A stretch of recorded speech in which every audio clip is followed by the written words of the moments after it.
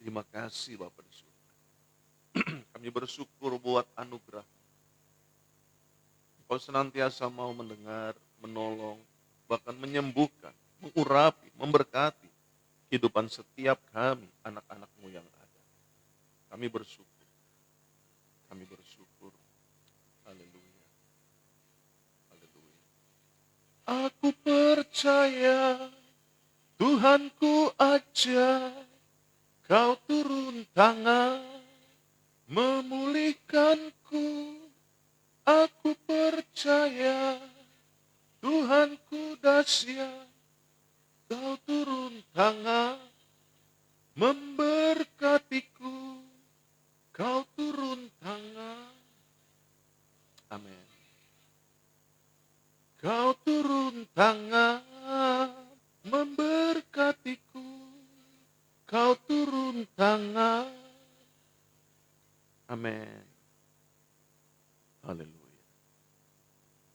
Terima kasih Bapak di surga. Kami bersyukur buat anugerah-Mu, kami bersyukur buat cinta-Mu, kami bersyukur buat segala apa yang menjadi kebaikan Tuhan di kesempatan hidup kami, di mana kami boleh ada sebagaimana kami ada sampai pada pagi hari ini. Itu sebabnya kami menyerahkan seluruh kehidupan kami ke dalam tangan Tuhan yang kuat. Tuhanlah yang mengurapi, Tuhan yang memberkati. Dalam nama Tuhan Yesus Kristus, kami siap untuk menerima kebenaran firman-Mu. Ketika firman-Mu dibentangkan, kuasa-Mu turut dinyatakan. Yang sakit Tuhan sembuhkan, yang susah Tuhan hiburkan, bahkan yang terikat Tuhan lepaskan.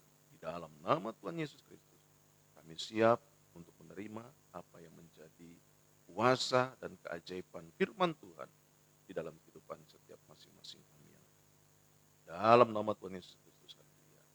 Amin. Puji Tuhan. Haleluya, puji Tuhan. Shalom, selamat pagi Bapak Ibu yang dikasih Tuhan. Kita bersyukur dalam anugerah Tuhan di kesempatan pagi hari ini. Haleluya, puji Tuhan. Saya boleh minta input dari Bapak Ibu Saudara ya. Sedikit saya lagi perbaiki masalah soundnya ya.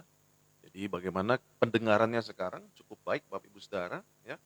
Karena memang itu yang akan terus saya coba perbaiki ya. Jadi tolong diberikan inputnya kalau memang ada yang saya kan agak gregetan gitu ya kan. Tiba-tiba semuanya oke-oke, tiba-tiba ada yang bilang ya kan, Pak suaranya kekecilan, Pak suaranya kurang. Jadi saya coba perbaiki ya. Jadi terima kasih kalau artinya hal ini sudah cukup baik ya diterima oleh Bapak Ibu Saudara ya. Puji Tuhan. Atau saya mau tambahkan volumenya? Boleh. Ya kan? Nah, bagaimana dengan sekarang Bapak Ibu Saudara? Cukup baik ya, puji Tuhan. Saya senang sekali kalau bisa berjumpa dengan Bapak Ibu Saudara setiap paginya ya. Karena aduh tadi malam saya juga, baru tadi pagi istri saya kasih tahu, apa namanya, rekan saya gitu kan. Aduh, saya masih telepon-teleponan, waktu saya terpapar COVID, beliau ini masih sempat memberikan statement atau memberikan komentar di apa yang saya tampilkan di apa namanya di Facebook saya dan dia berkata, Pak Pendeta tetap semangat ya Pak Pendeta ya. Ya tadi malam meninggal dunia karena COVID ya. Tapi itulah ya, kalau kita punya prinsip di dalam kehidupan kita sebagai orang percaya, kita tidak pernah tahu apa yang menjadi rahasia Tuhan buat masing-masing kita. Itu sebabnya saya katakan bahwa kalau kita masih diberikan kesempatan hidup, itu nggak gampang loh Bapak Ibu Saudara. Ada tanggung jawab besar yang harus tetap kita jalankan di tengah-tengah tantangan keadaan dunia hari-hari ini. Ya, itu sebabnya kalau kita mengerti betul bahwa ini adalah hidup yang tidak boleh main-main. Ini adalah hidup yang harus sungguh-sungguh kita jaga betul, baik secara hati, secara pikiran maupun secara spirit ya.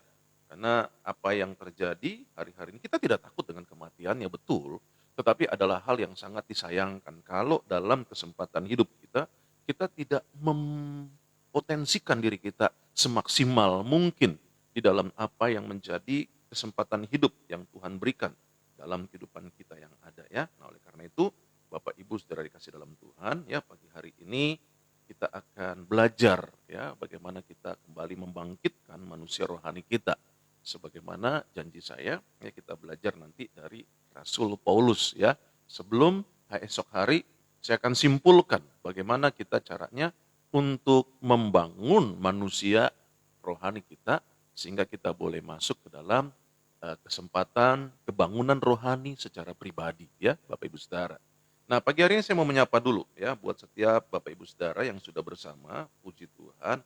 Shalom, selamat pagi Ibu Neni Iriani ya, puji Tuhan ya. Eh, Puji Tuhan, selamat tahun baru Imlek 2021. Puji Tuhan ya. Dan juga buat setiap saudara-saudara saya yang lainnya. Begitupun juga dengan Bapak Arnold Oley. Shalom Pak, selamat pagi, puji Tuhan ya. Sehat selalu ya Pak.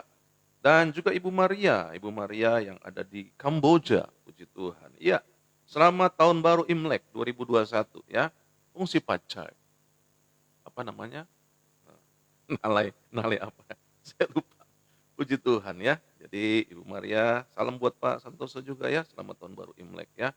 Begitupun juga dengan Ibu Nike Suswati. Ibu sehat selalu ya. Doa saya selalu menyertai Ibu ya. Terus kita dukung doa buat Ibu Nike untuk kesehatannya ya. Puji Tuhan. Lalu juga buat Ibu Susiawati Hosea. Shalom Ibu, selamat pagi. Puji Tuhan. Haleluya ya. Juga buat hambanya Pak Ong ya. Pak Ong, shalom Pak, selamat pagi. Selamat tahun baru Imlek 2021 ya Pak ya. Puji Tuhan, haleluya ya. Dan juga buat hambanya Pak Glenn Latuheru ya. Pak Glenn, selamat pagi. Nih Pak Pendeta Glenn ini luar biasa, luar biasa ya. Kenapa? Dia sudah mulai start jam 5 ya dalam pelayanannya. Nanti Bapak Ibu Saudara juga bisa ikuti di Facebooknya ya. Itu jam 5 pagi beliau sudah mendoakan setiap orang-orang yang ada ya. Puji Tuhan, hambanya kita tetap bersama ya di dalam ladang Tuhan. Kita akan nanti kesempatan minggu depan saya bersama dengan beliau ya, dengan hambanya Bapak Pendeta Glenn untuk sama-sama di dalam dialog interaktif ya Bapak Ibu Saudara. Bapak Ibu Saudara bisa ikutin itu di mana pembahasan tentang okultisme ya, itu kita akan coba nanti informasikan itu hari Kamis jam 7 malam, hari Kamis jam 7 malam ya, biar agak mantap gitu kan. Hari Kamis malam Jumat, nah bicara tentang setan-setan kita ya. Puji Tuhan, Bapak Ibu Saudara bisa ikutin ya, nanti itu di dalam dialog interaktif, nanti Bapak Ibu Saudara bisa juga ikut bertanya dan sebagainya berkaitan dengan kegiatan kuasa okultisme ya. Itu minggu depan saya akan coba mulai itu ya. Selamat pagi juga buat Ibu Marta Jami ya. Shalom Ibu, puji Tuhan. Selamat pagi dan juga buat Ibu Debbie Patinasarani. Shalom Ibu, sehat selalu ya Pak Petrus ya. Puji Tuhan. Lalu juga ada Ibu Yulia Setiawan. Shalom, selamat pagi Ibu, puji Tuhan. Selamat tahun baru Imlek 2021 ya. Puji Tuhan. Haleluya. Juga ada Ibu Dina Abigail. Shalom Ibu, puji Tuhan ya. Selamat pagi, Tuhan memberkati. Lalu juga ada Ibu Lydia Agnes ya. Puji Tuhan, selamat pagi Ibu Lydia ya. Hari ini tetap ada orderan karena Imlek ya. Puji Tuhan ya, diberkati selalu ya. Haleluya. Juga pagi hari ini ada Ibu Tiur Sagala ya. Puji Tuhan. Shalom, selamat pagi Ibu Tiur ya. Tadi saya melihat ada Bapak Saud ya. Bapak Saud, shalom selamat pagi ya, puji Tuhan, haleluya. Lalu juga ada Ibu Verika, ada Ibu Verika Siagian, shalom Horas ya, selamat pagi ya Ibu ya, haleluya, puji Tuhan. Juga ada Bapak Daniel Manurung ya, shalom, selamat pagi Pak Horas ya, dan juga ada ya Bapak Saud Gabe ya, puji Tuhan, haleluya, shalom, haleluya ya.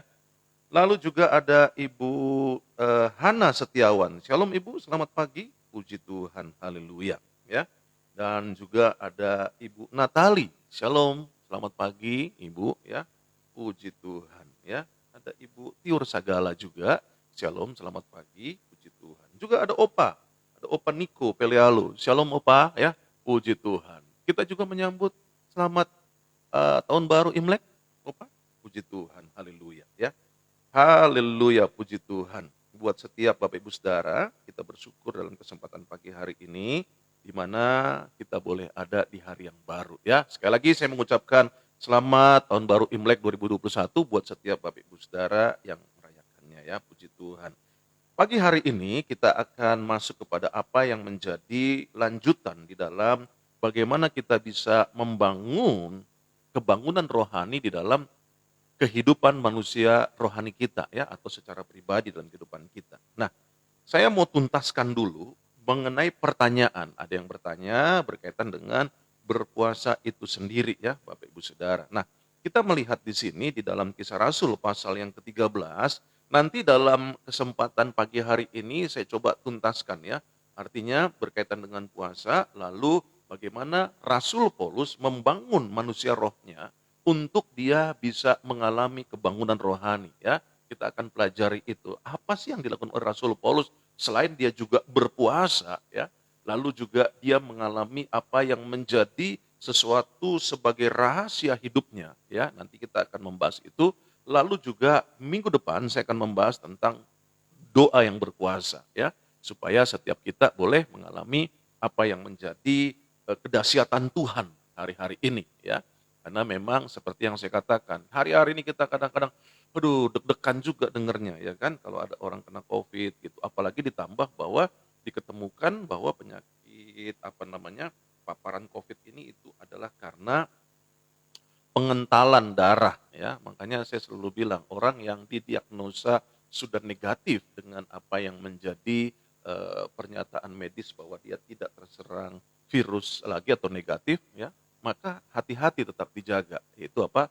Yang menjadi serangan berikutnya adalah pengentalan darah ya, Bapak Ibu Saudara. Sedikit info ini supaya Bapak Ibu Saudara kalau mengalami hal-hal ini, Bapak Ibu Saudara harus mengantisipasinya ya, dengan apa yang menjadi tentunya doa yang saya tetap percaya kuasa Tuhan sanggup untuk menjadikan semuanya pulih sempurna ya. Kalau ada yang mengatakan kalau terpapar virus corona maka dadanya akan mengalami masih sesek dan sebagainya. Puji Tuhan, dalam anugerah Tuhan saya tidak mengalami hal tersebut ya. Karena memang selain saya harus menjaga apa yang menjadi keberadaan tubuh jasmani saya, tetapi saya tingkatkan dalam kehidupan tubuh rohani saya, yaitu apa? Harus terus berdoa dekat dengan Tuhan, baca firman Tuhan, dan langkah-langkah ini yang saya ajarkan buat Bapak Ibu Saudara, yaitu apa? Berani melangkah untuk berpuasa. Nah, kita lihat dalam Kisah Rasul 13 ayat yang pertama dikatakan demikian. Pada waktu itu dalam jemaat di Antioquia ada beberapa nabi dan pengajar, yaitu Barnabas dan Simeon yang disebut Niger, dan Lukius orang Kirene, dan Manahem yang diasuh bersama dengan raja wilayah Herodes dan Saulus. Pada suatu hari ketika mereka beribadah kepada Tuhan dan berpuasa. Oke, berkatalah Roh Kudus, khususkanlah Barnabas dan Saulus bagiku untuk tugas yang telah kutentukan bagi mereka. Bapak Ibu saudara kasih dalam Tuhan, apa yang dikatakan, maka berpuasa dan berdoalah mereka, dan setelah meletakkan tangan ke atas kedua orang itu mereka membiarkan keduanya pergi. Lihat di sini. Dalam Kisah Rasul pasal yang ke-13 dikatakan pada ayat yang kedua, pada suatu hari ketika mereka beribadah kepada Tuhan dan berpuasa, berkatalah Roh Kudus. Perhatikan di sini, berarti kita bisa melihat ada sesuatu yang menjadi kepekaan dalam diri seseorang ketika apa? Ketika dia mulai berdoa dan berpuasa. Tingkatan inilah yang harusnya menjadi satu tingkatan lanjutan di dalam iman Kristen kita. Supaya apa? Supaya kita memiliki kepekaan roh. Nah, tidak mungkin Roh Kudus akan menyampaikan sesuatu dengan keberadaan kedagingan kita, atau lebih tepatnya dalam tubuh jasmani kita dengan sifat-sifat kedagingannya. Seperti dalam episode sebelumnya yang saya sudah jelaskan. Dalam Galatia pasal yang kelima, ya kan, dalam ayat yang ke-19 sampai dengan ayat yang ke-21. Nah, tidaklah mungkin seseorang akan memiliki kepekaan apa yang Tuhan mau untuk dia lakukan dalam rumah tangganya, di dalam usahanya, dalam dagangnya, dalam bisnisnya, dalam pekerjaannya, dalam karirnya, dalam pelayanannya, dalam segala aspek hidupnya. Kalau dia tidak membangun manusia rohaninya. Nah, inilah hal yang perlu untuk kita lakukan sebagai langkah lanjutan dari iman percaya kita kepada Tuhan Yesus Kristus, sehingga akhirnya kita mengalami satu dimensi yang baru. Saya sudah jelaskan tentang dimensi. Dimensi itu artinya tinggi, luas, lebar, dalamnya, di dalam kekuasaan Allah yang tidak dapat kita batasi. Karena itu adalah dimensinya Allah, bukan dimensinya kita. Dalam dimensinya kita, kita memiliki batasan-batasan. Tetapi dalam dimensinya Allah, kita akan masuk kepada apa? Ketakjuban, kepada kekaguman, kepada cinta, kepada kasih kita kepada Allah yang sedemikian rupa. Ini hal penting untuk kita lakukan di dalam langkah lanjutan. Bagaimana kita membangun kebangunan rohani secara pribadi dalam kehidupan kita. Haleluya. Nah, oleh karena itu Bapak Ibu saudara kasih dalam Tuhan, perhatikan di sini bahwa ada hal yang menjadi langkah lanjutan dalam keberadaan kita sebagai orang percaya, itu berpuasa. Pertanyaannya sebagaimana pertanyaan yang ditanyakan, ya kan? Ini saya coba sampaikan dulu buat setiap Bapak Ibu Saudara, bagaimana sih cara kita untuk memulai, ya kan? Bagaimana cara kita untuk memulai berpuasa? Oke. Yang saya sudah jelaskan sebelumnya, Bapak Ibu Saudara, sebelum saya masuk kepada langkah-langkah itu, yang harus menjadi dasar pertanyaannya, kenapa saya berpuasa? Kan begitu, ya kan? Jadi ada hal-hal yang memang menjadi tujuan kita. Tetapi intinya yang saya katakan, dengan kita berpuasa, intinya ya, mungkin Bapak Ibu Saudara punya masalah karena sakit, karena masalah keuangan, karena masalah rumah tangga, masalah-masalah apapun. Tetapi intinya yang saya mau sampaikan, waktu kita berpuasa, kita fokus kepada Allah Bapa di surga. Jadi itu intinya. Jadi apapun yang menjadi dasarnya. Misalnya kita punya masalah ini, masalah itu dan sebagainya. Saya harus berpuasa supaya saya bisa mengalami apa? Kepekaan suara Tuhan. Untuk langkah apa yang harus saya lakukan. Untuk strategi apa yang harus saya kerjakan. Nah itu yang saya katakan. Jadi apa sih tujuan kita berpuasa? Supaya kita bisa fokus. Supaya kita bisa mengendalikan kedagingan kita. Untuk masuk ke dalam dimensi Allah melalui manusia rohani kita. Nah ini penting untuk kita bangun dalam kehidupan kita. Nanti kita akan pelajari ya dalam kesempatan pagi hari ini, janji saya ya. Nah tetapi itu yang saya katakan bahwa tujuannya dulu ya. Supaya kita jangan berpikir bahwa ini adalah menjadi bagian daripada sinkritisme. Maksudnya gini, seperti jimat Kristen gitu loh ya. Kalau saya puasa pasti Tuhan jawab. Kalau saya puasa pasti Tuhan sembuhkan. Kalau saya puasa pasti Tuhan berkati. Kalau saya puasa pasti no. Kita sudah bahas tentang hal ini pada kesempatan 2 hari berturut-turut sebelum hari ini, ya kan? Bahwa puasa yang bagaimana yang Tuhan berkenan, ya kan? Jangan sampai seperti Yesaya pasal yang ke-58 atau di dalam Zakaria pasal yang ke-7, di mana kita berpuasa tetapi perilaku kita tidak bertobat. Buat saya akhirnya ini yang saya katakan tadi menjadi sinkritisme, menjadi kepercayaan lain di dalam kekristenan bahwa ada yang namanya seperti ya kan, seperti saya katakan apa? Seperti kekuatan jimat, seperti kekuatan kuasa-kuasa yang bisa melakukan apa? Show off dan sebagainya. No. Kekristenan tidak mengajarkan hal itu, oke? Kekristenan justru mengajarkan bagaimana kita mematikan kedagingan kita sehingga Roh Kudus mengurapi kita. Sehingga ketika kepenuhan Allah membangkitkan manusia rohani kita dan menaklukkan manusia kedagingan kita dengan sifat-sifatnya.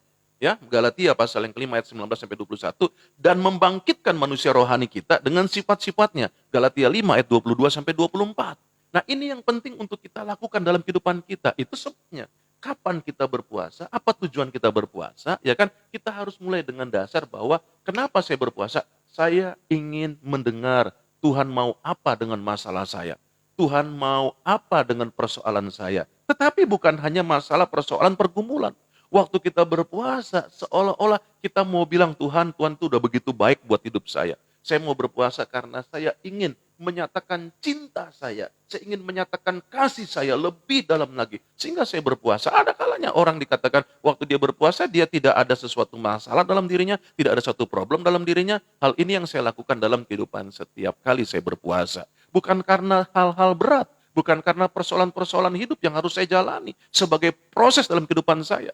Tetapi adalah karena begitu baiknya Tuhan dalam hidup saya. Sehingga setiap minggu saya harus ambil ada di mana satu hari saya harus berpuasa. Itu yang saya katakan dari tahun 1993, setiap minggu saya ambil satu hari untuk berpuasa. Kenapa? Karena saya ingin menyatakan Tuhan, inilah aku. Apalagi sebagai hamba Tuhan dalam panggilan.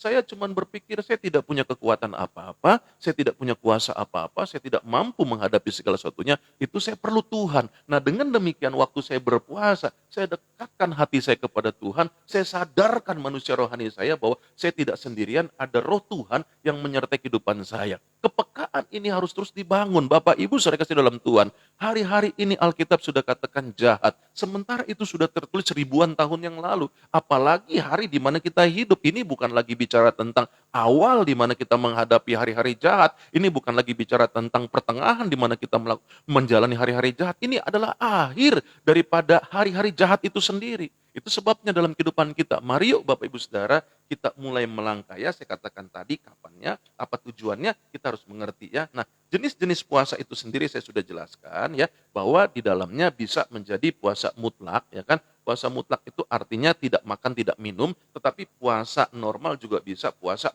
tidak makan tetapi boleh minum ya kan gitu. Nah, ini juga perlu. Tetapi minumnya juga hanya dalam waktu-waktu tertentu. Misalnya Bapak Ibu Saudara dalam kondisi ada gangguan ya, makanya saya katakan apa? Nanti langkah-langkahnya saya akan sampaikan supaya Bapak Ibu Saudara nggak jadi kekristenan yang ekstrim, kekristenan yang babi buta. Wah, kalau begitu puasa, saya mau puasa. Lihat dulu kondisi Bapak Ibu Saudara. Tidak boleh dipaksakan sesuatu yang seharusnya nanti, yang seharusnya tunggu. Tetapi Bapak Ibu Saudara mengatakan saya sekarang mau puasa. Jangan, ya kan, jangan sekarang puasa. Kenapa? Karena ada banyak makanan dalam hari raya Imlek ini ya. Nanti besok saja. Jangan hari ini. Besok saja. Ada kiriman makanan banyak, saya percaya itu ya. Puji Tuhan ya, ada yang lagi buat masakan pastinya di hari ini ya. Tidak, maksud saya begini Bapak Ibu Saudara. Kalau kita kondisinya masih dalam kondisi yang lemah fisik ya kan, nggak apa-apa secara bertahap. Saya sudah jelaskan ya. Makanya itu yang saya bilang tadi, yang saya bilang pada waktu sebelumnya, bahwa kita makan kapan sih? Perhatikan ya cara berpuasa kita sebagai orang Kristen, oke? Kita makan terakhir waktu makan malam, ya. Pergantian hari kita tidak sama dengan pergantian hari orang-orang Yahudi. Pergantian hari orang Yahudi itu jam 6 petang. Jam 6 petang itu udah ganti hari. Kita jam 12 malam. Oke, nah kita pakai patokan mana? Tinggal kita pakai patokan, misalnya kita pakai patokan adalah patokan tradisi atau kebiasaan orang Yahudi. Jam 6 sore sampai jam 6 sore berikutnya. Jadi ada yang satu hari ya, ini bicara tentang bagaimana berpuasa satu hari, ada yang berpuasa 3 hari, oke? Ada yang berpuasa itu sampai 7 hari ketika Saul meninggal, ketika Saul mati, maka orang Israel berpuasa 7 hari, ya kan? Lalu juga ada di mana puasa Esther 3 hari, ya kan gitu. Tergantung apa yang memang Bapak Ibu Saudara lakukan. Tetapi jangan sampai saya katakan berpikirnya ini sebagai sinkritisme ya, berpikirnya sebagai wah kalau saya puasa saya akan menjadi sakti mandraguna. No, bukan itu ya. Jangan salah mengerti. Supaya jangan salah di dalam penggunaan perintah Allah ini dalam berpuasa ya. Jadi harus mengerti batasannya. Jadi waktu kita berpuasa itu tujuannya apa? Untuk mengasihi Allah. Nah kalau untuk mengasihi Allah itu jangan kesannya kalau saya mengasihi Allah maka Allah akan memberikan saya kuasanya. Kalau saya mengasihi Allah akan memberikan karunia-Nya. Itu urusannya Allah. Yang menjadi urusan kita adalah mengasihinya. Apa yang Allah akan berikan di dalam apa yang menjadi kebutuhan kita, itu adalah tanggung jawab Allah. Bukan hanya Allah akan memberi, tetapi itu adalah menjadi tanggung jawab Allah. Sebagaimana bapak kepada anaknya. Dia tahu bagaimana memberikan tanggung jawab kepada anaknya. Bicara tentang uang sekolah, bicara tentang pakaian sekolah, bicara tentang apa yang menjadi kebutuhan buku tulis dan sebagainya. Selama itu adalah kebutuhan yang dibutuhkan oleh anak, maka bapak sebagai orang tua yang baik, ibu sebagai orang tua yang baik, dia harus menyediakan segala apa menjadi kebutuhan anaknya. Oke? Dia tidak mungkin akan diberikan sesuatu ketika dia masih sekolah untuk minta mobil dan sebagainya. Itu adalah anugerah, itu adalah hal yang lain. Nah, sama dengan kita. Waktu kita bicara tentang kekristenan, waktu kita bicara tentang saya mau jadi Kristen yang sejati, saya mau jadi Kristen yang mengasihi Tuhan. Mulailah dengan langkah-langkah tersebut ya. Jadi jangan berpikirnya kalau saya berpuasa saya dapat bim salah bim, lalu dapat harta banyak. Bim salah bim, lalu diberkati. Lalu no, bukan itu. Tolong batasi ini. Tolong batasi ini. Supaya kita jadi dewasa. Waktu kita mengasihi betul pure hati kita mengasihi Tuhan. Itu sebabnya sehingga puasa ini nggak jadi siksaan. Ya kan? Matius pasal yang ke-6 coba kita lihat di sini apa yang dikatakan di dalam firman Tuhan sehingga kita tidak salah di dalam kita melakukan hal-hal yang demikian. Di dalam Matius pasal yang ke-6 kita baca di sini apa yang dikatakan di dalam ayat yang ke-16. Hal berpuasa ya. Dan apabila kamu berpuasa, janganlah muram mukamu. Ini yang saya bilang. Loh bagaimana kita mengasihi Tuhan tapi muka kita muram Tuhan. Tolong saya. Jangan, bukan itu tujuan berpuasa yang benar. Makanya dikatakan apa? Dan apabila kamu berpuasa, janganlah muram mukamu. Seperti orang munafik. Nggak boleh. Tujuan kita berpuasa mengasihi Tuhan. Bukan karena supaya ada sesuatu, ya kan, untuk supaya kita, wah disembuh dan semuanya. Nggak apa-apa gitu loh kalau kita sakit. kita bilang bahwa saya mengasihi Tuhan dengan berpuasa. Itu kembali kepada tindakan iman. Saya katakan tadi, jangan membabi buta. Ya kan? Tetapi kalau memang kita tidak atau belum saat ini kita lakukan, it's okay. Ada saatnya nanti kita sebagaimana yang saya katakan di dalam sebelumnya saya katakan bahwa untuk niat saja kita bilang Tuhan, saya mau lu masuk lebih jauh lagi dalam dimensimu supaya saya bisa mengalami kebangunan rohani secara pribadi. Itu Tuhan akan perhitungkan niatmu itu, ya kan? Nah, ini yang saya katakan. Maka dikatakan apa? Janganlah muram mukamu seperti orang munafik. Mereka mengubah air mukanya supaya orang yang melihat bahwa mereka sedang berpuasa. Aku berkata kepadamu sesungguhnya mereka sudah mendapat upahnya. Haleluya. Ini yang saya mau katakan, jangan sampai seorang istri yang berpuasa untuk masuk dalam dimensi Allah untuk mengalami kebangunan rohani, lalu lupakan tanggung jawabnya. Melayani suami, mempersiapkan apa yang menjadi kebutuhan-kebutuhan suaminya, lalu berkata, hari ini saya mau puasa, tahu nggak Pak? Ketika suami minta tolong, Ma, sarapan belum dibuat. Kamu hari akhir zaman begini masih bicara makan perut aja yang dipikirin.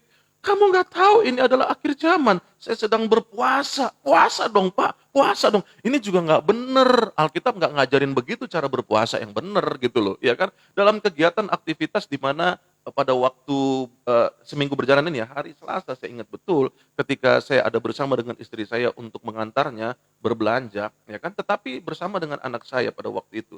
Nah, dalam kesempatan itu saya mendampingi istri saya, lalu apa yang dilakukan oleh istri saya dengan anak-anak saya? Mereka lapar karena jam 12 siang. Lalu apa yang saya lakukan? Saya dampingi. Mereka pesan yang namanya mie, ya kan begitu kan? Lalu mereka makan. Ini saya dampingi. Kenapa gitu loh? Ya kan? Lalu saya tidak bilang bahwa kamu telah menggoda saya. Udah tahu. Ya kan? Jangan kita seperti itu. Biasa aja. Tetapi dalam hati manusia roh kita memuji Tuhan, kita bersyukur kepada Tuhan. Itu loh maksud saya, haleluya. Ya, nah Bapak Ibu saudara kasih dalam Tuhan, jadi jelas ya di sini, saya mau setiap kita menjadi dewasa ya. Jadi kita tahu bagaimana kita itu berpuasa. Makanya saya katakan, kapan lamanya berpuasa saya? Oke, saya katakan tadi dari jam 6 sore ke jam 6 sore berikutnya. Atau sesudah makan malam kita, misalnya makan malam kita itu jam berapa? Jam 7, jam 8, jam 9, oke. Selanjutnya kita tidak makan pagi atau tidak sarapan.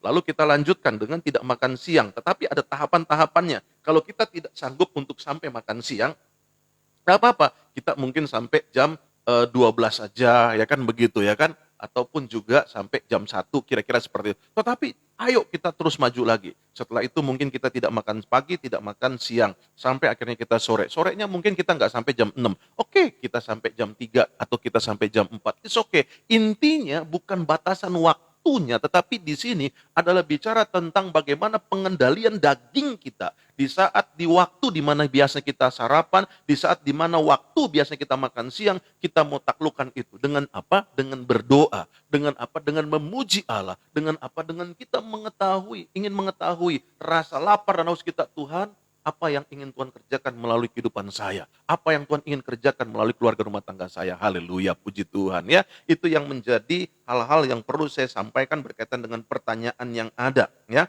Jadi dikembalikan kepada masing-masing Bapak Ibu Saudara. Puji Tuhan. Nah, selanjutnya ya kan, jadi ini adalah hal yang perlu untuk kita ketahui juga ya. Bagaimana cara memulainya untuk kita berpuasa? Yang pertama, tentukan ya yang saya katakan tadi, tujuan kita. Apa sih gitu? Selain kita mengasihi Tuhan, mungkin ada hal, tapi bukan itu yang menjadi utamanya. Saya mau mengasihi Tuhan ya. Yang kedua, tetapkan komitmen dalam diri Bapak Ibu Saudara ya. Jadi kalau kita mau komitmen berpuasa, berapa lamanya yang kita akan berpuasa, itu yang saya katakan. Mungkin ada yang mau 3 hari, ada yang mau 7 hari, silakan saja. Tetapi itu yang saya katakan, jangan kesannya bahwa itu adalah supaya kita menjadi super, kita menjadi apa namanya, memiliki kekuatan adidaya, kekuatan supranatural. No. Ya, itu adalah anugerah Tuhan dalam kehidupan masing-masing. Karena di dalam 1 Korintus 12 dikatakan, roh itu sendiri yang akan memberikan karunia-karunia kepada siapa yang dapat diberikan karunia kepada orang tersebut. Ya, jadi hal-hal seperti ini perlu untuk kita pahami. Lalu juga jenis puasanya apa? Mau yang tidak makan tetapi minum, atau yang tidak makan tidak minum, atau mau jenis puasanya yang seperti Daniel, tidak mau makan makanan yang bersifat mewah yang diberikan kepada raja ataupun juga kepada pembesar-pembesar pada saat itu, ya kan? Nah, ataupun juga mau jenis makan yang mana, ya kan? Yang artinya mengurangi porsi, ya itu bisa juga, ya kan? Tetapi itu adalah tahapan-tahapan sampai kepada puasa mutlak, tidak makan, tidak minum, ya. Kalau itu yang menjadi tahapannya, it's okay gitu ya. Lalu juga mulai dengan apa? Menetapkan komitmen ini artinya yang saya katakan tadi, berapa lama waktu. Makanya begini Bapak Ibu Saudara, malam sesudah makan malam Bapak Ibu Saudara berdoa, minta sama Tuhan, bilang begini, "Tuhan, mampukan saya, tolong saya untuk mengendalikan kedagingan saya melalui puasa. Saya berpantang makan dan berpantang minum, misalnya seperti itu. Dan saya mau tutup puasa saya." Jadi ingat ya, jangan salah mengerti. Kalau kita sudah selesai ya, jadi kalau kita sudah selesai di dalam puasa kita, misalnya jam 6 sore, misalnya seperti itu. Lalu Bapak Ibu Saudara bilang begini, berdoa, berdoa untuk apa? Untuk bilang begini sama Tuhan, "Tuhan, saya tutup puasa saya. Terima kasih untuk kekuatan, terima kasih untuk penyertaan Tuhan. Saya mengasihi Tuhan dalam nama Tuhan Yesus." Nah, setelah kita tutup puasa kita, jadi bukan buka puasa itu malam. Buka puasa itu malam, waktu kita selesai, apa namanya, selesai kita makan malam, lalu kita bilang, "Tuhan, saya mau berpuasa." Itu namanya kita buka puasa kita. Setelah itu kita tutup puasa pada saat kita menyelesaikan puasa kita. "Tuhan, saya tutup puasa saya dalam nama Tuhan Yesus." Jadi ini juga beda, doa dalam permohonan kita sesudah kita tutup itu apa saja kita naikkan doa-doa kita. Lalu ya, bukan lalu artinya gini, setelah itu kita puasa dibatalkan oleh makan. No, kekristenan tidak mengajarkan demikian ya. Jadi kalau kita sudah tutup puasa kita, ya mau ngapain lagi kita puasa? Kan begitu. Kan sudah kita tutup, jadi kita makan. Jadi doa tutup puasa itu tidak sama dengan doa makan ya. Jadi bukan lalu kita batalkan dengan kita puasa. No, no, no, no, no. Tidak ada konsep kekristenan seperti itu. Puasa adalah bagian daripada manusia roh, ya, gitu. Jadi jangan hal-hal yang berkaitan dengan keberadaan yang seperti kita alami misalnya, atau yang kita dengar daripada saudara kita, ya kan. Misalnya berdarah, tiba-tiba mulutnya lalu batal. No, no, no, no, no. Kita tidak seperti itu, ya. Nggak ada masalah. Lalu misalnya kita sebagai orang yang berdagang, ya dalam kesempatan di mana kita puasa. Lalu kita mau mencicipi makanan atau nggak usah berdagang deh untuk keluarga kita, untuk suami kita yang tidak berpuasa atau anak-anak kita, ya kan? Lalu kita mulai mencicipi masakan yang kita buat. Nggak apa-apa, nggak apa-apa. Nih masih kurang garam nggak ya? Oh rasa, oh ya ini kurang garam. Oh ini gimana nih? Oh ini kurang manis. Oh ya kita tambahin gula. Oh ini kita tambahin garam. Seperti itu nggak apa-apa. Lalu jangan seolah-olah kita itu kayak berpuasa itu yang waduh kalau begitu saya nggak boleh cicipin makanan. Ngaco ah, kecuali cicipinnya satu piring kan gitu. Ih kurang nih kayaknya kurang sedap nih, kita makan lagi 2 piring itu namanya nggak puasa. Jadi jangan aneh-aneh ya. Lalu juga kalau terjadi di mana dalam kesempatan berpuasa ya, waktu di mana menstruasi, tetapi itu yang saya katakan, kalau kita sedang ada menstruasi, lebih baik janganlah. Kenapa? Karena memang itu akan mengurangi vitalitas diri kita ya. Jadi seperti itu. Lalu juga di dalam kesempatan ada yang bertanya gitu, "Pak, kalau misalnya saya dalam suasana berpuasa, lalu saya boleh nggak melakukan hubungan suami istri?" Ya hubungan suami istri mah tidak tidak ada kaitannya dengan masalah masalah rohani gitu loh. Itu kan adalah bagian daripada kehidupan keluarga rumah tangga gitu loh ya kan. Tapi jangan waktu-waktunya lagi berpuasa, waktunya juga melakukan hubungan itu ya kan. Enggak, sesudahnya oke-oke aja. Jadi tolonglah gitu loh. Ingat bahwa kekristenan itu nggak ngajarin yang aneh-aneh gitu ya kan. Supaya apa? Supaya kita itu jangan kesan itu kalau kita berpuasa kita jadi orang sakti nih, nggak injak bumi lagi, lalu kita mulai lihat, no, no, no, no, no, bukan itu ya, bukan itu. Jadi tolong diperhatikan baik-baik Bapak Ibu Saudara ya. Tetapi tujuan berpuasa itu adalah jelas. Bagaimana kita memohon belas kasihan Tuhan dan kita mengasihi Tuhan sehingga apa? Bukan Tuhannya yang kita rubah, tapi kitanya yang berubah. Waktu kita mengerti, oh masalah ini maksudnya Tuhan itu untuk kebaikan saya loh. Oh masalah ini adalah untuk supaya saya bisa bertumbuh dewasa loh. Oh dengan berpuasa saya akhirnya mengerti langkah-langkah apa yang harus saya lakukan di tahun ini. Oh dengan berpuasa akhirnya saya mengerti bagaimana saya harus mengambil keputusan-keputusan penting yang harus saya lakukan dengan kita mengerti apa yang menjadi isi hati Tuhan. Itu loh tujuannya. Ya, makanya jangan alergi dengan berpuasa, tetapi juga jangan jadikan puasa ini sebagai sinkretisme, menjadi sesuatu kepercayaan yang mana kita akan menjadi sakti mandraguna gitu ya kan. No, tetapi justru kita menyentuh hati Allah untuk mengerti gitu loh. Kitanya bukan Allahnya, Allah mah dari dulu tetap baik dan selama-lamanya baik. Kan begitu. Tetapi kitanya yang kadang kala ini kepala batu, Kadangkala kitanya ini keras kepala, kadangkala kita ini sombong, ya kan gitu. Sehingga nggak mau tuh mendengarin apa perintah Tuhan, apa tuntunan Tuhan. Nah, inilah hal yang perlu untuk kita pahami. Jadi langkahnya apa? Yang pertama tentukan tujuan kita berpuasa, sadari bahwa kita mengasihi Tuhan. Yang kedua yaitu apa? Belajar untuk komitmen dengan waktu yang kita sudah sampaikan, yang sudah kita doakan, ya kan? Lalu selanjutnya, yang ketiga, mempersiapkan diri kita secara rohani, secara sungguh-sungguh. Artinya apa? Minta Tuhan tolong saya. Kalau ada hal-hal yang menjadi dosa, yang menjadi hal-hal yang diingatkan Roh Kudus dalam kehidupan kita. Misalnya kita ada berdosa sama suami, sama istri atau sama siapapun, kita minta maaf. Usahakan seperti itu, ya kan? Lalu kita berdoa supaya Tuhan jangan hal ini menjadi celah buat setan mengintimidasi, mengintervensi kita. Allah, kamu puasa-puasa, tuh buktinya kamu masih benci sama si ini. Kamu puasa-puasa, buktinya kamu masih marah sama si ini. Ngapain kamu puasa? Nah, ini, ya kan? Makanya bagaimana caranya? Kita minta maaf, ya kan? Mungkin kita tidak bisa maaf secara langsung, tapi kita berdoa kepada Tuhan. Tuhan, maafkan saya. Ketika Roh Kudus ingatkan, iya Tuhan saya salah begini, begini, begini. Nah, akui segala dosa kita di hadapan Tuhan ya. Ini penting supaya apa? Supaya kita bisa mengalami sesuatu sebagai manusia rohani kita itu jadi kuat gitu loh, jadi sehat ya. Lalu yang keempat selanjutnya ada mempersiapkan fisik kita. Itu yang saya katakan tadi, kalau kita lagi sakit ya jangan dulu ya kan. Apalagi kalau Bapak Ibu Saudara sedang isolasi mandiri. Ini adalah hal yang penting supaya apa? Supaya asumsi makanan-makanan sehat itu dapat membuat kekuatan dalam diri Bapak Ibu Saudara ya. Nanti sesudah itu boleh Bapak Ibu Saudara berpuasa ya. Jadi pastikan fisik Bapak Ibu Saudara ya, olahraga boleh ya kan, sedikit-sedikit ya kan gitu. Lalu selanjutnya apa? Belajar untuk mengkonsumsi makanan misalnya yang lembut-lembut lah, misalnya bubur ya kan, seperti itu ya, dalam hal sebagai pemula dalam hal berpuasa ya. Lalu selanjutnya langkah apa selanjutnya untuk kita berpuasa? Kita mulai belajar mengatur jadwal kita. Artinya gini, lebih prioritaskan baca firman Tuhan, lebih prioritaskan banyak berdoa. Ya, artinya begini, waktu kita biasanya makan pagi bersama dengan keluarga jam 7 misalnya. Karena kita puasa ya kita pakai untuk baca Alkitab dan kita berdoa. Lalu jam 12 siang biasanya kita makan bersama, ya kan? Nggak apa-apa, kita tugas kita mungkin sebagai seorang istri, kita siapkan makanan dan sebagainya. Tetapi waktu jam 12 makan, mereka makan sama-sama, kita ada di kamar. Kita berdoa, kita membaca firman Tuhan. Jadi kira-kira seperti itu ya. Dengan demikian kita akan tahu bagaimana akhirnya kita mengerti, memprioritaskan di dalam jadwal kita waktu kita berpuasa adalah untuk mengasihi Tuhan, untuk mengerti apa menjadi maunya Tuhan ya. Dan akhirnya Bapak Ibu Saudara, bagaimana kita untuk dapat langkah selanjutnya yaitu apa? Mengakhiri puasa secara bertahap gitu ya. Jadi kita harus mengerti hal-hal ini perlu untuk kita lakukan ya. Misalnya yang saya katakan tadi, minum yang hangat-hangat dulu ya, setelah kita tutup puasa, kita berdoa, kita tutup puasa gitu ya. Nah, lalu selanjutnya kita makan makanan yang jangan langsung banyak gitu, karena itu akan membuat ruda paksa usus ya, menjadi luka ya. Biar bagaimanapun kita adalah tubuh jasmani yang memiliki keterbatasan. Jadi jangan karena kesannya kita berpuasa lalu udah pokoknya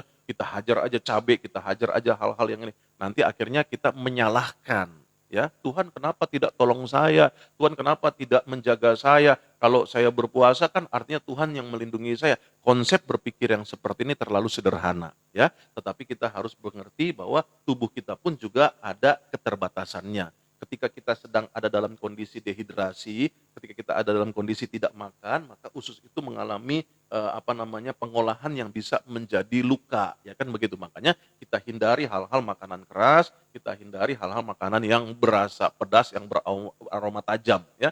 Jadi kita mulai mengurangi itu dan kita mulai mengkonsumsi sebagai tahapan-tahapan yang ada. Setelah usus menyesuaikan diri, baru kita makan-makan lanjutannya ya. Puji Tuhan ya. Nah, langkah terakhirnya apa? Harapkan hasil dari apa yang menjadi puasa kita. Tujuannya apa? Kita mengasihi Tuhan dan akhirnya hasilnya apa?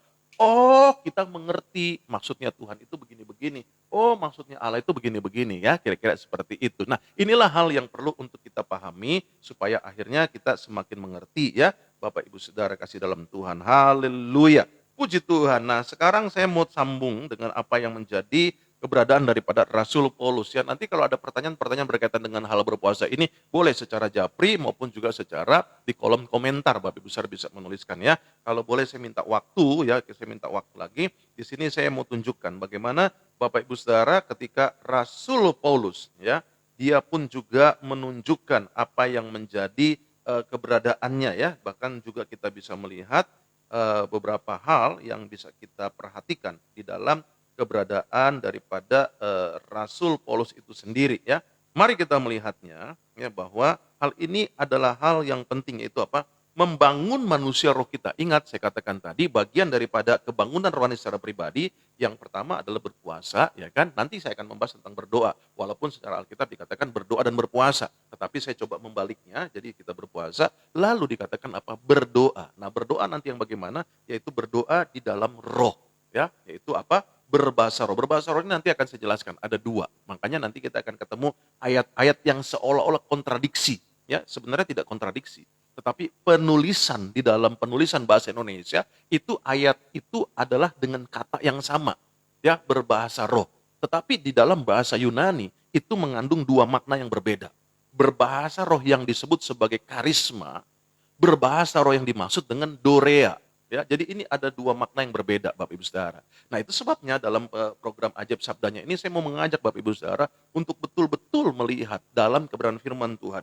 Bagaimana kita menjadi orang yang dewasa di dalam takut akan Tuhan ya. Nah kita melihat juga dulu sebentar ya kan. Di mana kita tahu bahwa bicara tentang berbahasa roh ini sendiri ya. Itu juga adalah hal yang diingatkan ya.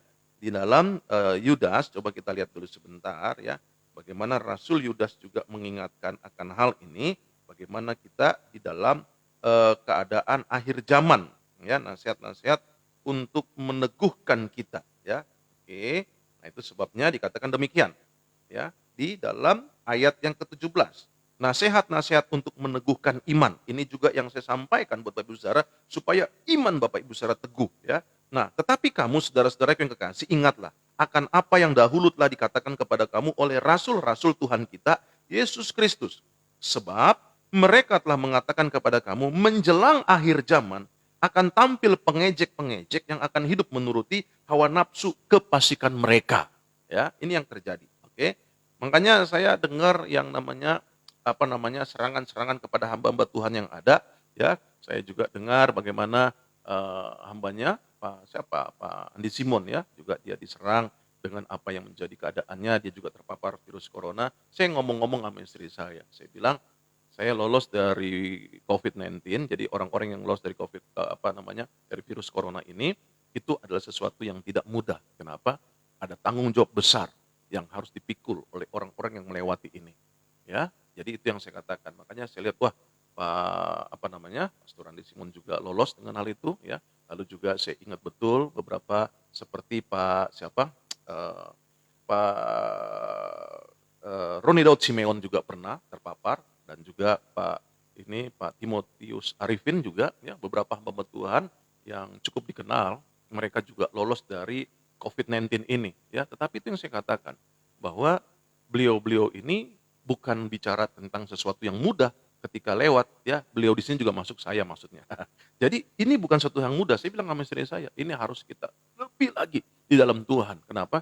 Karena akan ada gelombang yang kita nggak pernah tahu. Gelombang apa? Tetapi saya merasakan ada sesuatu yang akan menjadi gelombang hebat di akhir zaman ini. Nah ini menjadi tantangan dalam kehidupan saya pribadi ya, tapi saya cuma melihat hamba-hamba Tuhan yang ada ya. Saya pikir mereka ini melewati masa-masa masa-masa pintu maut, saya katakan gerbang maut itu luar biasa ya, tidak mudah Bapak Ibu Saudara, seperti apa yang saya juga alami. Namun saya katakan ini bukan hal yang sepele, ini bukan hal yang main-main, ini justru melakukan hal-hal yang luar biasa. Rekan saya juga tuh Pak Pendeta Guntur Karamoy ya, juga melewati gerbang maut itu. Saya kadang-kadang bercanda-bercanda dengan beliau bahwa wah kita udah melewati. Bapak Pendeta Glenn Latuheru juga sudah melewati itu ya, terpapar dengan virus corona. Nah ini adalah hal yang tidak mudah ya. Pak Pendeta Roni Rompas juga melewati hal itu ya. Jadi ini rekan-rekan saya yang ada, mereka juga melewati hal itu dan ini menjadi satu hal yang tidak mudah saya katakan. Buat saya secara pribadi dengan istri saya bilang ini adalah tanggung jawab yang tidak main-main. Itu sebabnya saya katakan Bapak Ibu Saudara. Maka kata Alkitab di sini menjelang akhir zaman akan tampil pengejek-pengejek.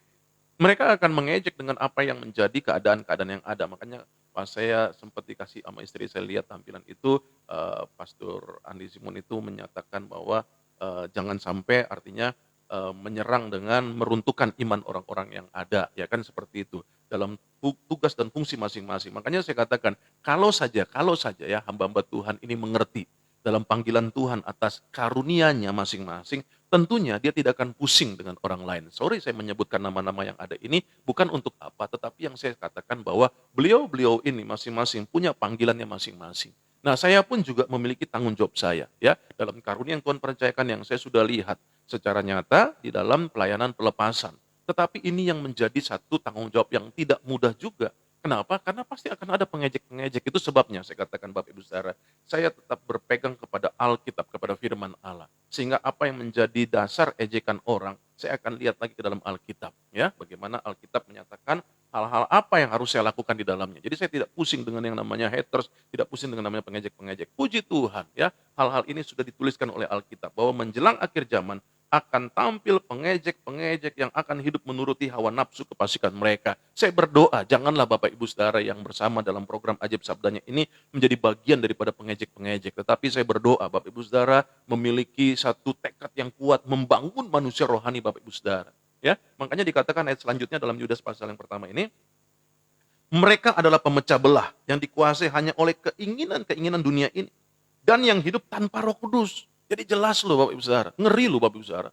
Pemisahan itu akan ekstrim, pemisahan itu akan jelas. Mana yang kambing, mana yang domba. Betul, itu yang akan terjadi di akhir zaman. Mana yang ilalang, mana yang gandum. Ya, itu akan terjadi pemisahan yang begitu jelas. Nah makanya kalau kita tidak membangun manusia rohani kita mulai dari saat ini, tentunya kita tidak akan mengalami apa yang menjadi kedahsyatan Tuhan dalam kebangunan rohani secara pribadi dalam kehidupan kita. Kita tidak akan mengalami dimensi Allah yang begitu luar biasa dalam kehidupan kita. Ya, itu sebabnya dikatakan apa? Mereka adalah pemecah belah yang hanya dikuasai oleh keinginan-keinginan dunia ini. Jadi kalau ada orang-orang yang suka mengejek, orang-orang yang suka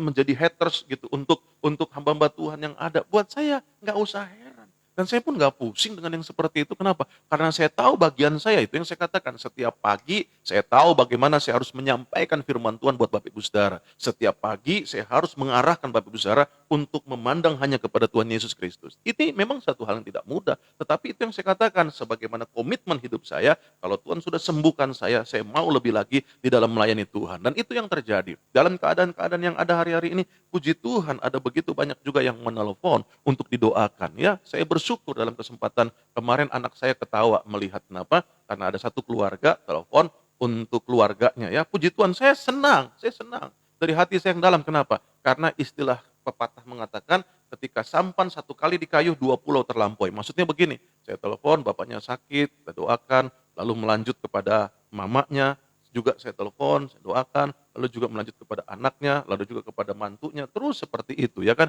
Saya senang sekali, benar, puji Tuhan dari hati saya yang dalam. Makanya kalau Bapak Ibu Saudara ada yang bermasalah, sakit, oke, terus doakan. Maksud saya hubungin kalau memang perlu untuk saya doakan di dalamnya ya, puji Tuhan. Nah ini yang terjadi gitu loh. Kenapa? Mereka hidup tanpa Roh Kudus. Jadi susah walaupun kita mau bicara tentang kamu katanya Kristen, kamu katanya tahu baca Alkitab, kamu tahu katanya ayat-ayat ini. Kok kamu begitu sih masih mengejek, masih menyerang hamba Tuhan yang lainnya? Ya, kenapa? Tanpa Roh Kudus. Alkitab yang mencatat loh. Alkitab yang mencatat loh. Kenapa? Karena Roh Kudus itu adalah roh yang satu. Nggak bisa Roh Kudus dalam diri saya, lalu berbeda dengan Roh Kudus dalam diri pendeta yang lain. Nggak ada. Roh Kudus satu, kata 1 Korintus pasal 12. Nah, dari Roh Kudus yang satu ini tentunya menyetujui hal-hal yang memang datangnya dari Roh Kudus. Tetapi kalau memang itu bukan dari Roh Kudus, artinya kalau hanya satu orang atau dua, tiga orang, segelintir orang yang menyerang keberadaan daripada hamba-hamba Tuhan yang ada. Tetapi ada orang banyak yang mengalami jamahan Tuhan, ada orang banyak yang mengalami lawatan Tuhan, ada orang banyak yang mengalami mujizat Tuhan, ada orang banyak yang mengalami kesembuhan, kelepasan, dan sebagainya. Ya itu berarti dari roh yang sama. Tapi yang hanya beberapa gelintir ini, Alkitab yang bilang, jangan-jangan nggak ada Roh Kudus. Tanpa Roh Kudus. Haleluya. Ya, betul. Saya mau katakan, mungkin kita berkata, ukurannya 1 Korintus pasal 12 ayat yang ketiga. Di mana dikatakan, setiap orang yang mengakui Yesus sebagai Tuhan adalah karena Roh Kudus. Betul. Tetapi, jangan lupakan Efesus pasal yang keempat, ayat yang ke-30. Jangan kau membuat berduka Roh Kudus itu sendiri. Ya, oleh karena apa? Oleh karena hal seperti itu. Kemarahan, kebencian. Karena dasarnya ada saja orang-orang yang membenci, yang gak suka dengan hal-hal yang Tuhan kerjakan dalam diri orang tersebut. Itu yang dikatakan di dalam ibarat atau di dalam perumpamaan yang Tuhan sampaikan. Ada yang 1 talenta, 2 talenta, dan 5 talenta. Kalau ada orang punya 5 talenta, kenapa sih kita yang punya 1 talenta tidak bersyukur? Dan tidak mendorong diri kita untuk memiliki kemampuan yang lebih lagi. Karena di dalam 5 talenta bisa berkembang 10 talenta. Yang 2 talenta bisa berkembang menjadi 4 talenta. Tetapi yang satu ini malah mengatakan apa? Tuanku jahat. Ya kan, lalu dia sembunyikan di bawah tanah. Hati-hati Bapak Ibu Saudara, ini yang dituliskan oleh Alkitab. Bahwa akan ada yang namanya orang-orang yang karena keinginan-keinginan daging, keinginan-keinginan dunia. Ingat, saya sudah jelaskan ya. Ini jadi ada benang merahnya loh. Keinginan-keinginan apa? Coba kita kembali lihat di dalam ayat yang ke-19, dalam Yudas pasal yang pertama ini. Mereka adalah pemecah belah yang dikuasai hanya oleh keinginan-keinginan dunia. Ingat, manusia terdiri atas 2 etinitas, yaitu yang dibuat dari debu dan tanah, yang datangnya dari bumi, yang datangnya dari dunia, makanya dia tidak lepas dari sifat-sifat duniawi. Lalu Allah menghembuskan dalam etinitas lainnya, yaitu apa? Rohnya. Untuk nafas hidup manusia, untuk nefas hidup manusia. Ya. Lalu apa yang terjadi? Di dalam keberadaan manusia roh ini, itu selalu bertentangan dengan hal-hal yang di dunia ini. Makanya saya katakan, apa yang menjadi tujuan Allah memberikan rohnya, supaya kita beribadah kepadanya, supaya kita menyembah kepadanya, supaya kita mengenal siapa Allah itu. Jadi harus mengerti ya Bapak Ibu Saudara. Makanya saya katakan, kebangunan rohani dalam diri kita itu harus dimulai dari manusia roh kita. Makanya di sini dikatakan kalau selama keinginan-keinginan daging, keinginan-keinginan yang berangkat yang dibuat dari dunia ini, maka jelas keinginan duniawi yang ada. Apa yang ada di duniawi? Hal-hal yang terlihat, hal-hal yang ditawarkan, hal-hal yang disodorkan oleh dunia ini. Kekayaan, fasilitas-fasilitas, posisi dan sebagainya. Itu yang terjadi. Tetapi tidak dengan orang-orang yang manusia rohani. Yang dia ingat adalah bagaimana dia ada dalam perjalanan di bumi ini menjadi berkat, menjadi terang. Sehingga di dalam kehidupannya yang dia tuju adalah surga. Tetapi selama dia hidup di dunia ini, dia mau menjadi berkat, memberitakan kabar baik, memberitakan apa yang menjadi kekuatan dan kemenangan Kristus di atas kayu salib, kepada orang yang lemah, kepada orang yang sedang mengalami persoalan-persoalan hidup. Itu yang terjadi. Makanya saya katakan untuk membangun kebangunan rohani dalam diri kita, bangkitkan manusia roh kita. Bagaimana caranya? Lihat ayat selanjutnya, ayat 20. Akan tetapi kamu, saudara-saudaraku yang kekasih, bangunlah dirimu sendiri.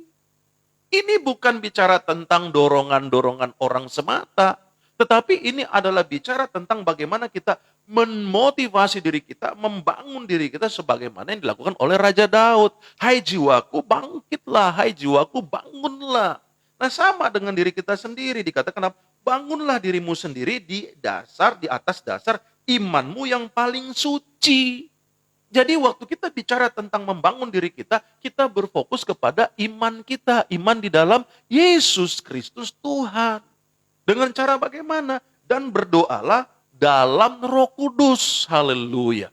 Inilah yang dinyatakan oleh Alkitab, oleh firman Allah kepada Rasul Yudas yang ada. Di mana dikatakan, ayo bangun dirimu di dalam hal iman, dasar iman. Dengan apa? Berdoa dalam Roh Kudus. Haleluya. Jadi hal yang selanjutnya setelah kita berpuasa, saya mau katakan bagaimana caranya kita untuk membangun manusia roh kita. Bangun di dalam Roh Kudus. Manusia rohmu itu dibangkitkan. Peristiwa loteng Yerusalem di mana pada waktu itu murid-murid mengalami lawatan Roh Kudus, mengalami baptisan Roh Kudus, dan mereka mengalami kepenuhan Roh Kudus. Haleluya. Ini yang harus kita bangun setiap hari. Bagaimana kita boleh mengalami kebangunan rohani itu sendiri. Nah ini tentunya pembahasan yang sangat menarik Bapak Ibu Saudara ya. Itu sebabnya sebagai pendahuluan saya coba menjelaskan tentang hal ini. Bagaimana kita bisa membangun manusia roh kita selain kita bertekad dengan berpuasa, tetapi juga kita bagaimana mengalami kepenuhan Roh Kudus yang menimbulkan kita mampu untuk berbahasa roh. Nah, bahasa roh ini di dalam pengertiannya ada 2, yaitu secara karisma, yaitu yang 9 karunia itu, yang kedua yaitu tentang dorea. Dorea itu apa? Berglosolalia. bahasa yang tidak dimengerti oleh orang lain, bahkan dirinya sendiri. Cuman roh itu yang berdoa. Nah, ini perlu kita pahami ya. Nah, ini tentunya adalah satu pembahasan yang cukup dalam ya, dan kita membutuhkan beberapa waktu, makanya saya katakan Bapak Ibu Saudara, minta maaf, saya ambil waktu Bapak Ibu Saudara melewati jam 7 ya, dan saya percaya bahwa hal ini akan tetap menjadi sukacita Bapak Ibu Saudara untuk bersama di dalam program ini ya. Puji Tuhan. Jadi hal ini yang akan saya coba sampaikan dalam kesempatan esok hari dan saya akan simpulkan ya, atau hari Minggunya saya simpulkan lah ya, bagaimana kita akhirnya membangun manusia roh kita itu sendiri adanya ya. Haleluya, puji Tuhan. Terima kasih buat kebersamaan Bapak Ibu Saudara yang ada. Biarlah kiranya dalam kebersamaan ini akan membawa setiap kita semakin lebih lagi dekat dengan Tuhan, semakin lebih lagi mengasihi Tuhan ya. Puji Tuhan. Haleluya. Pagi hari ini kembali saya mau menyapa buat setiap Bapak Ibu Saudara yang ada ya. Puji Tuhan, shalom, selamat pagi buat Ibu Fanny Fan ya. Shalom Ibu, selamat pagi ya. Selamat tahun baru Imlek 2021 ya. Lalu juga selanjutnya saya menyapa Bapak Jones Paskali ya. Shalom Pak, selamat pagi ya. Sehat selalu ya. Puji Tuhan. Haleluya. Ya, lalu juga saya mau menyapa Ibu Yeni Kowahe ya. Puji Tuhan. Shalom, selamat pagi Ibu ya. Sehat selalu ya. Puji Tuhan. Juga ada Pak Iwan Hasan. Shalom Pak, selamat pagi. Puji Tuhan. Haleluya. Lalu juga ada hambanya Pak Bobi ya. Shalom Pak. Puji Tuhan. Bapak Ibu Saudara nih bisa secara urusan pribadi nih, urusan-urusan masa depan dengan Pak Bobi ini ya. Maksudnya urusan-urusan peti mati, urusan-urusan tanah atau ada keluarga yang punya masalah apa, hubungin beliau ini ya. Itu adalah tugas tanggung jawab beliau ya. Urusan make up orang meninggal pun jagoan ini. Shalom Pak, selamat pagi Pak Bobi ya. Yaitu solusi duka bahtera mulia ya. Puji Tuhan, haleluya ya. Lalu juga buat Ibu Grace ya. Shalom Ibu, selamat pagi. Gimana hari ini buka? Nah ini adalah Ibu Grace ini adalah bersama dengan suami Pak Henry Samsul itu adalah pengusaha dari kedai Jomei ya. Nah Bapak Ibu Saudara bisa pesan urusan rendang, urusan nasi goreng Jomei, bahkan juga yang menyesal Bapak Ibu Saudara selama hidup kalau tidak merasakan. Tapi yang saya rasakan itu luar biasa. Satu keluarga saya makan itu luar biasa ya. Urusan Pak Henry Samsul ini hambanya, beliau adalah seorang chef ya. Jadi pokoknya yang dipegangnya luar biasa ya. Jadi urusan-urusan pesan apa di kedai Jomei, Bapak Ibu Saudara bisa menghubungi Ibu Grace ya secara pribadi ya. Haleluya. Begitupun juga saya menyapa pagi hari ini ya buat hambanya Pak Guntur Karamoy ya, Pak Pendeta Guntur Karamoy ya. Puji Tuhan, selamat pagi ya Pak Guntur ya. Lalu juga ada Ibu Emiliana ya, puji Tuhan, selamat pagi. Haleluya. Haleluya. Saya minta maaf kalau saya tidak bisa menyapa setiap Bapak Ibu Saudara yang ada, tetapi saya bersyukur dalam kesempatan setiap pagi ya. Itu yang kan saya bilang, saya senang banget kalau saya bisa menyapa dan berdoa buat Bapak Ibu Saudara ya. Apa yang menjadi kebenaran firman Tuhan ini pun juga akhirnya melengkapi kebersamaan kita di dalam program Ajaib Sabdanya ya. Bapak Ibu Saudara share, Bapak Ibu Saudara bagikan ya apa yang menjadi kebersamaan kita ini kepada saudara-saudara kita yang lainnya ya. Puji Tuhan. Sekali lagi saya bersama dengan keluarga saya mengucapkan juga selamat tahun baru Imlek 2021 ya buat setiap Bapak Ibu Saudara yang ada ya. Kemarin saya coba baca-baca kalau Gongsi Pacai itu adalah ucapan selamat kepada para pebisnis gitu. Tetapi ada satu apa yang begitu yang katanya untuk semua. Jadi ini adalah tahun yang diberkati, sehat dan sebagainya gitu. Tapi kalau Gongsi Pacai itu adalah untuk para pebisnis dengan pebisnis supaya apa? Rezekimu melimpah, supaya usahamu melimpah gitu kan. Tetapi kan tidak semua yang kita ketemukan itu adalah pebisnis ya kan gitu. Jadi saya cuma baca-baca lihat oh begitu ucapan itu. Tapi oke lah ya kan gitu. Saya hanya mengucapkan dalam kesempatan ini selamat tahun baru Imlek 2021, sehat selalu, diberkati selalu. Kita sudah di dalam Tuhan Yesus Kristus, percayalah bahwa Tuhan Yesuslah yang memberkati kehidupan Bapak Ibu Saudara yang ada ya. Puji Tuhan, mari kita akhiri kebersamaan kita dan biarlah kiranya apa yang menjadi kebersamaan ini boleh membawa setiap Bapak Ibu Saudara untuk semakin dekat dan cinta kepada Tuhan ya. Puji Tuhan. Oh iya, masih ada ya Ibu Riani Monika ya. Shalom, selamat pagi Ibu. Puji Tuhan ya, sehat selalu. kiranya apa yang menjadi kebersamaan, Tuhan tolong dalam kehidupan setiap Bapak Ibu Saudara yang ada ya. Haleluya. Mari kita berdoa. Bapak, terima kasih buat anugerah-Mu di kesempatan pagi hari ini. Kami bersyukur dalam anugerah Tuhan. Kiranya Tuhan memberkati setiap Bapak Ibu Saudara yang ada di dalam kesehatan mereka, bahkan di dalam segala aktivitas hidup mereka sepanjang hari ini. Bersamaan juga pada hari ini, setiap kami merayakan Hari Raya Imlek 2021, biarlah kiranya Tuhan juga memberkati setiap Bapak Ibu Saudara yang saat ini merayakan dalam keterbatasan dalam pandemi COVID-19 ini.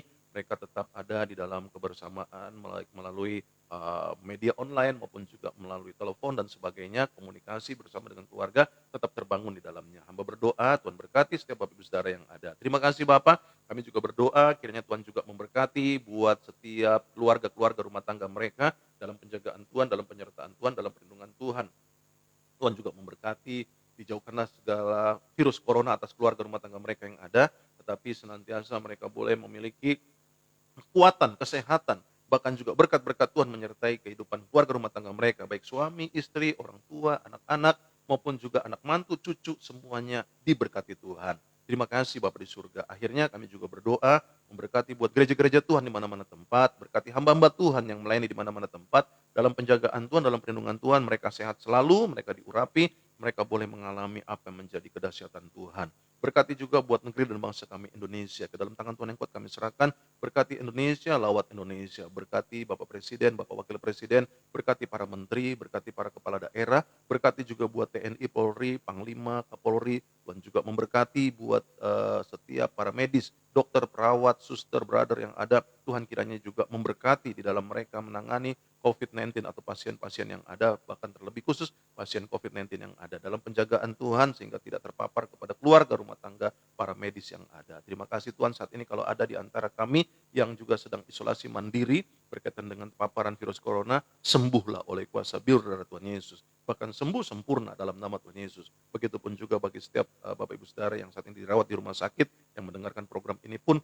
Tuhan juga kiranya menyembuhkan mereka dalam nama Tuhan Yesus Kristus, apapun yang menjadi sakit penyakit mereka yang ada. Terima kasih Bapak di surga. Akhirnya kami bersyukur buat hari ini, kami imani hari ini hari berkat, hari mujizat, hari pertolongan Tuhan, hari di mana kami boleh mengalami kedahsyatan Tuhan. Haleluya. Bapak Ibu sekalian dalam Tuhan, arahkan hatimu kepada Tuhan, masukilah kehidupanmu sepanjang hari ini, dan terimalah berkat yang datangnya dari Allah Bapa, kasih anugerah daripada Tuhan Yesus Kristus, penyertaan penghiburan, pengurapan, persekutuan daripada Allah Roh Kudus turun atas kehidupanmu, atas kehidupan keluarga rumah tanggamu, atas kehidupan masa mudamu, masa tuamu, bahkan anak dan cucumu, bahkan turun atas kesehatanmu, turun atas apapun yang kau kerjakan dengan tanganmu senantiasa Tuhan jadikan berhasil dan beruntung. Mulai pagi hari ini sampai Maranatha, Tuhan datang kembali untuk menjemput setiap kita yang percaya, mengasihi, mencintai, bahkan melayaninya. Haleluya. Mari kita sempurnakan doa kita sebagaimana Tuhan Yesus ajarkan doa ini, dan kita naikkan doa ini secara bersama-sama. Haleluya.